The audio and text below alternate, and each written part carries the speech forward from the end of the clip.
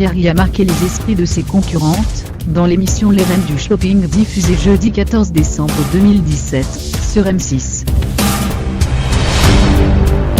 T'attendais-tu à remporter cette saison ?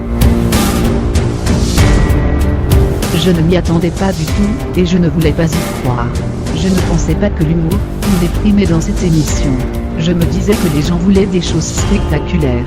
C'était beaucoup de stress et d'émotion. Craignais-tu que ton humour ne fasse panouche dans ce programme ? J'avais surtout peur qu'on me censure. Après, le public sait que c'est de l'humour. J'ai confiance en lui pour qu'il comprenne le second degré. Qu'est-ce qui t'a poussé à suivre cette voie ?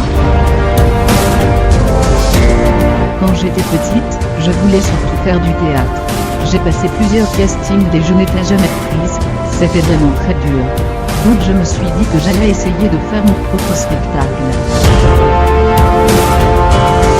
Et à l'époque où je jouais dans des pièces, j'ai remarqué que les gens riaient, j'avais donc envie de les faire rire avec mes propres textes. Je me suis dirigé vers l'humour. À la base, je ne voulais pas faire ça car j'étais quelqu'un de très timide. D'ailleurs quand mes amis m'ont vu sur scène, ils m'ont dit « On ne savait pas que tu étais drôle ». Mais j'ai dépassé ma peur.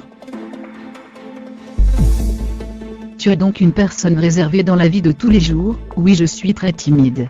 En coulisses, on se moquait du fait que je n'étais pas la même sur scène, que dans la vie tes blagues t'ont-elles déjà causé des ennuis ?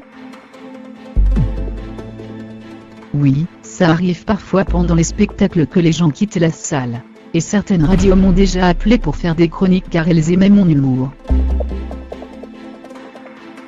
Mais dès que j'en faisais une, on me virait tout de suite en me disant « Tu ne peux pas dire des trucs comme ça ».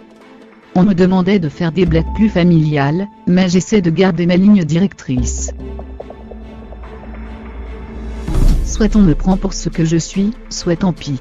Je suis content d'avoir tenu bon, et d'avoir participé à une émission qui me permettait de faire ce que je voulais. Qu'est-ce que l'émission a changé à ta vie ? J'ai vu que j'avais un véritable soutien de la part du public, ça m'a donné de la confiance et de la motivation. Et maintenant, quand je joue mon spectacle à Paris, au Petit Palais des Glaces, c'est complet. Avant, c'était à moitié vide. Comment as-tu pris les critiques disant que ton show n'était pas un talent ? Je le prends avec beaucoup de recul. Ça me fait rire quand les gens disent que ce n'est pas un talent et que j'écris mes textes en 2 heures. Pas du tout, j'ai travaillé sur mon numéro pendant des semaines. Dans ton numéro final, tu n'as pas hésité à vanner tes concurrents Florent et Justin. Comment ont-ils réagi ? Ils ont super bien réagi.